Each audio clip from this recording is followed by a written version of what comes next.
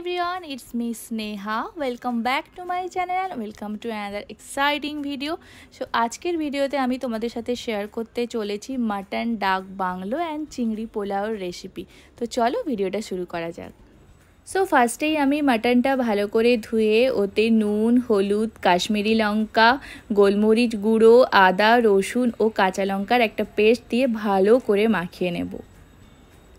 আমি চিকেন বা মাটন কোনো কিছুর ম্যারিনেশনে কিন্তু সর্ষের তেল ইউজ করি না, এমনি জাস্ট এগুলো দিয়ে ম্যারিনেট করি। ও হ্যাঁ, টক দইটা দিতে ভুলে গেছিলাম এখানে, যেটা আমি পরে দিয়ে দিয়েছি।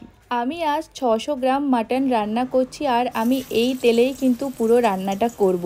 তো ফার্স্টে আমি আলুগুলো ভেজে নেব ওই তেলে। আর এই মাটন ডাক বাংলোর রেসিপিতে তো আমাদের ডিম লাগে, তাই জন্য আমি আগে থেকে কয়েকটা ডিম সেদ্ধ করে রেখেছি। তো আলুগুলো ভাজা হয়ে গেলে এবার আমি ডিমগুলো আস্তে আস্তে ভেজে নেব। আমি খুব একটা বেশি তেলে রান্না করি না, কারণ তেল খাওয়া তো শরীরের জন্য ভালো নয়। যারা আমার ভিডিও দেখো তারা নিশ্চয়ই জানো আমি কি পরিমাণ তেলে রান্না করি। আর চিকেন মাটনে তো তেল এমনিই বেরোয়, তাই খুব একটা বেশি তেল দেওয়ার দরকার নেই। এবার আমি চিংড়ি পোলাওর জন্য চিংড়িগুলো ম্যারিনেট করে রাখবো আর রাইসটাও রেডি করে নেব। আমি নিয়েছি গোবিন্দভোগ চাল, তো এটা আমি আস্তে আস্তে করে এইভাবে 3 থেকে 4 বার ধুয়ে নেব ও কিছুক্ষণ 30 মিনিট মতো ভিজিয়ে রেখে দেব। চলো এবার মাটনটা রান্না করা যাক। তো আমি প্রথমে তেজপাতা ও শুকনো লঙ্কা ভেজে নেব, তারপর গরম মশলাগুলো দিয়ে দেব। চিকেন বা মাটন রান্নাতে পেঁয়াজগুলো একদম লম্বা লম্বা সরু করে ঝিরিঝিরি করে কাটলে ভালো লাগে, বাট আমার কাকিমা তো এরকমই পেঁয়াজ কাটে। তো যাই হোক, এটাতেই আজকে চালিয়ে নিতে হবে কাজ। পেঁয়াজগুলো লাল করে ভাজা হয়ে গেলে এবার এতে আদা ও রসুনের পেস্ট দেব, কাশ্মীরি লঙ্কা দেব ও ধনে গুঁড়ো দেব ও কিছুটা জিরে গুঁড়ো দেব। দেন এই মশলাটাকে খুব ভালো করে ভাজতে থাকবো। এবার আমরা এখানে দেব একটা গোটা টমেটো ও লবণ। আমি একটা টমেটোই দিলাম, কারণ আমরা পরে আবার দই ইউজ করব। তো মশলাও ভাজা হয়ে গেছে, এবার মাটনটা দিয়ে দেব। অ্যান্ড এই সময় গ্যাসের ফ্লেম কিন্তু একদম হাই করে রাখবো। এবার তো মাটনটা ভালোভাবে কষানোর পালা। যত ভালোভাবে কষাবো মাটনের টেস্ট কিন্তু তত ভালো হবে। তো আমি এইভাবে ঢাকা দিয়ে দিয়ে কিছুক্ষণ ধরে কষাই, প্রায় 30 মিনিট ধরে আমি কষাই। আর এই সময় মাংসের ভেতরে যে এক্সট্রা জল থাকে ওটাও বেরিয়ে যায়। এবার আমি কিছুটা কাঁচা লঙ্কা বাটা ও টক দই দিয়ে আবার ভালোভাবে কষিয়ে নেব। মাটনটা যখন মোটামুটি কষানো হয়ে গেছে তখন আলুগুলো যেগুলো আগে থেকে ভেজে রেখেছিলাম ওগুলো দিয়ে দেব। আর অন্যদিকে আমি কিছুটা জল গরম করব, কারণ আমি এখানে কিছুটা গরম জল দেব।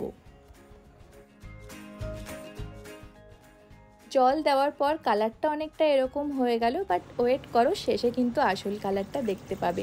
এবার প্রেসার কুকারে বসানোর জন্য আমি কিছুটা জল দিয়ে তাতে আস্তে আস্তে মাটনগুলো দিয়ে দেব ও ওপরে আলুগুলো রাখবো। মাটনের ক্ষেত্রে আমি কিন্তু প্রেসার কুকারে 4টে সিটি দিই। অন্যদিকে আমি পোলাওটা স্টার্ট করি। তো পোলাওর জন্য আমি একটা ননস্টিকের প্যান নিয়েছি, এতে কিছুটা ঘি দিয়ে আমি ভালো করে মাখিয়ে নেব। এবার দেব তেজপাতা, গরম মশলা ও জয়িত্রী। এটা ভাজা হয়ে গেলে এবার এতে আমি দিয়ে দেব কিছুটা সাজিরে। দেন পুরোটা ভালোভাবে ভেজে নিয়ে এবারে দিয়ে দেব কিছুটা কুচনো পেঁয়াজ, আদা বাটা ও রসুন বাটা। আর দেব হলুদ, কাশ্মীরি লঙ্কা ও জিরে গুঁড়ো। এবার দুটো কাঁচা লঙ্কা ও কিছুটা ফ্যাটানো টক দই দেবো এতে। চিংড়ি পোলাওর ক্ষেত্রে আমি এখানে ইউজ করব কিছুটা নারকেলের দুধ, যেটা আমি অলরেডি বের করে রেখেছি। ও এতে দেব কিছুটা কেশর। এতে কালারটা খুব ভালো হবে আর স্মেলটাও দারুণ হবে। এবার চিংড়িগুলো আস্তে আস্তে ভেজে নেব ওই মশলার সাথে। যে রাইসটা আমি 30 মিনিট মতো ভিজিয়ে রেখেছিলাম সেটা জল আমি ঝরিয়ে নিয়েছি। এবার মশলাতে কিছুটা চিনি দেব ও নারকেলের দুধ দেব। এবার রাইসটা দিয়ে দেব। পোলাওটা কিন্তু আমাদের কিছুক্ষণ অন্তর অন্তর নাড়তে থাকতে হবে, কারণ নিচে যেন লেগে না যায়। এবার অল্প একটু নুন দিয়ে দেব। আর অন্যদিকে আমি কিছুটা গরম জল করে রেখেছি, যেটা এবার আমি অ্যাড করব। পোলাওতে কিন্তু নারকেল দুধের পরিমাণ আর জলের পরিমাণটা একদম ঠিকঠাক রাখতে হবে, না হলে বেশি কিন্তু সেদ্ধ হয়ে গেলে খেতে ভালো লাগবে না আর চালগুলোও কিন্তু তখন ভেঙে যাবে। আর ঢাকা দিয়ে মাঝে মাঝে খুলে দেখতে হবে কতটা পরিমাণ সেদ্ধ হয়েছে আর নিচে লেগে যাচ্ছে কিনা। অন্যদিকে আমার মাটনের প্রেসার কুকার খোলার টাইমও হয়ে গেছে, তাই আবার কড়াটা নিলাম। এটা এবার ভালো করে জল দিয়ে একটু ধুয়ে নিলাম।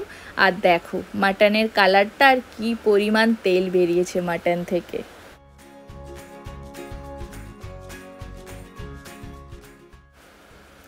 এবার ওপর থেকে কিছুটা গরম মশলা ও অল্প একটু ঘি ছড়িয়ে দেব। অন্যদিকে পোলাও আমার হয়ে গেছে। এইভাবে পোলাও করলে কিন্তু একদমই ঘেটে যাওয়ার ভয় নেই। আর দেখো একদম ঝুরঝুরে হয়েছে পোলাওটা।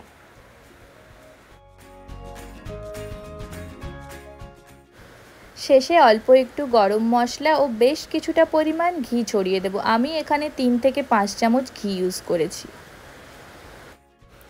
এবার মাটনের ওপরে ডিমগুলো সাজিয়ে রেখে দেব।